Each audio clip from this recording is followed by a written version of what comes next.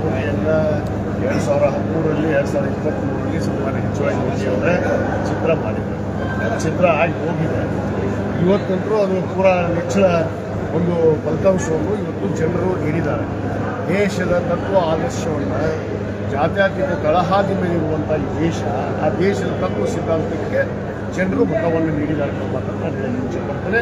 ಮತ್ತು ಕರ್ನಾಟಕ ಜನ ಸರ್ಕಾರ ಕಳೆದ 3 ವರ್ಷದಿಂದ ಇವತ್ತು ಏನು ನಾವು ಜನರಿಗೆ ಮಾತನ್ನು ಕೊಟ್ಟಿದ್ವಿ, ಆ ಮಾತಿನಂತೆ ನಮ್ಮ ಸರ್ಕಾರ ನಮ್ಮದು, ಅದು ನಮ್ಮ ನಾಯಕರಂತ ಸಿದ್ದರಾಮಯ್ಯನವ್ರದ್ದು.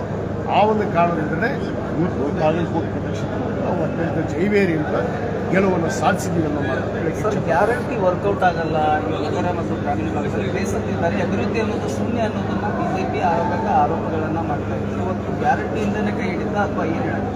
ಖಂಡಿತವಾಗಿ ನಮ್ಮ ಅಭಿವೃದ್ಧಿಯೇ ಇವತ್ತು ನಾವು ಕೈ ಹಿಡಿದಿದೆ ಅನ್ನೋ ಮಾತನ್ನು ನಾನು ಹೇಳಲಿಕ್ಕೆ ಇಷ್ಟಪಡ್ತೀನಿ.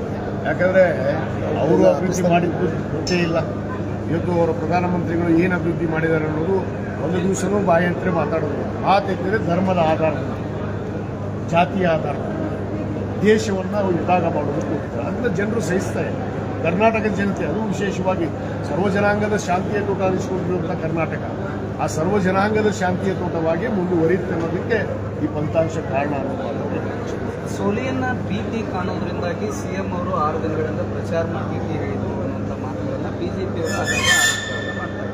ನೋಡ್ರಿ, ಅವರು ಯಾರ್ಯಾರು ನಾಯಕರು ಕರ್ಕೊಂಡು ಬಂದರು, ಪಕ್ಷದಿಂದ ಉಚ್ಚಾಟನೆ ಆದವ್ರು ಕರ್ಕೊಂಡು, ಒಬ್ಬ ಸರ್ಕಾರದ ಮುಖ್ಯಮಂತ್ರಿ ಮತ್ತು ಒಬ್ಬ ಪಕ್ಷದ ಅಧ್ಯಕ್ಷ ಕರ್ತವ್ಯ ಅಲ್ಲ ಯಾವುದೇ ಉಪಚುನಾವಣೆ ನಡೆದ ಇಡೀ ರಾಜ್ಯದಲ್ಲಿ ನಡೆದಂಥ ಎರಡೇ ಚುನಾವಣೆ ದಾವಣಗೆರೆ ಮತ್ತು ಬಾಗಲಕೋಟೆ. ಮುಖ್ಯಮಂತ್ರಿಗಳು ಬಂದು ಹೋಗೋದ್ರಲ್ಲಿ ತಪ್ಪೇನಿದೆ. ಒಬ್ಬ ಪಕ್ಷದ ಒಂದು ಸರ್ಕಾರದ ನಾಯಕತ್ವವನ್ನು ವಹಿಸ್ಕೊಂಡು ಒಂದು ಶಾಸಕರ ಪಕ್ಷದ ನಾಯಕರನ್ನು ಅವ್ರು ಬಂದ ತಪ್ಪೇನಿದೆ? ಹಲವಾರು ಬಾರಿ ಬಂದರು. ಇವ್ರು ಯಾಕೆ ಕರ್ಕೊಂಡು ಬಂದರು? ಯಾರು ಉಚ್ಚಾಟನೆ ಮಾಡಿದಂತ ಕರ್ಕೊಂಡು ಬಂದು ಸ್ವಯಂ ಘೋಷಿತ ನಾಯಕ ಅಂತ ಹೇಳಿದ್ರಲ್ಲ. ನಾನು ಅವತ್ತೇ ಹೇಳಿದ್ದೆ, ಹಿಂದುತ್ವದ ಅಲೆ ನಮಗೆ ವರ್ಕೌಟ್ ಆಗುತ್ತೆ ಅನ್ನೋದನ್ನ ಹೇಳ್ತಾ ಇದ್ರು. ಅದೇ ರೀತಿಯಾಗಿ ಏನು ಹಿಂದುತ್ವದ ಫೈರ್ ಬ್ರ್ಯಾಂಡ್ ಅಂತ ನಿಲ್ಲಿಸಿದ್ರು, ಅದಕ್ಕೇನು ನಮ್ಮದೇ ಆಗತ್ತೆ ಅಂತ. ನೋಡಿ, ಅದೇ ಭಾರತೀಯ ಜನತಾ ಪಕ್ಷ ಮಾತನಾಡಿರುವಂಥ ಹಿಂದುತ್ವ ದೇಶ ಅಲ್ಲ ಇದು ಜಾತ್ಯತೀತ ರಾಷ್ಟ್ರ. ಕರ್ನಾಟಕ ಅಂದರೆ ಒಂದು ಸರ್ವಜನಾಂಗದ ಶಾಂತಿಯ ತೋಟ, ಎಲ್ಲರನ್ನ ಒಳಗೊಂಡಂಥ ದೇಶ, ಎಲ್ಲ ಜಾತಿ ಸಮುದಾಯಗಳನ್ನು ಒಳಗೊಂಡಂಥ ದೇಶ.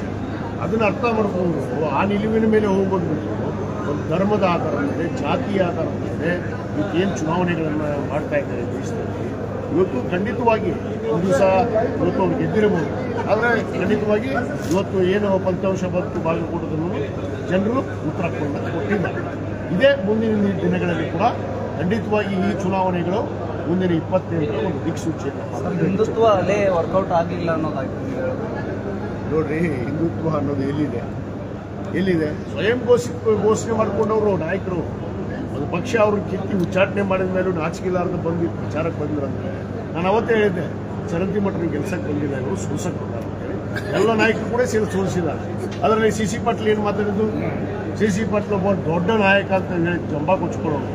ಇವತ್ತು ಒಂದು ಧರ್ಮದ ಮೇಲೆ ಟೀಕೆ ಮಾಡುವಂಥದ್ದು ಎಷ್ಟು ಸರಿ? ಇವತ್ತು ಸನ್ಮಾನ್ಯ ಮುರುಗೇಶ್ ನಿರಾಣಿಯವರು ಏನಂದ್ರು, ಅವರು ಧರ್ಮದ ಮೇಲೆ ಟೀಕೆಯನ್ನು ಮಾಡಿದರು. ಆ ಟೀಕೆ ಮಾಡುವಂಥದ್ದೇ ಇವತ್ತು ಅವರಿಗೆ ಮುಳ್ಳಾಗಿದೆ ಅನ್ನೋ ಮಾತನ್ನು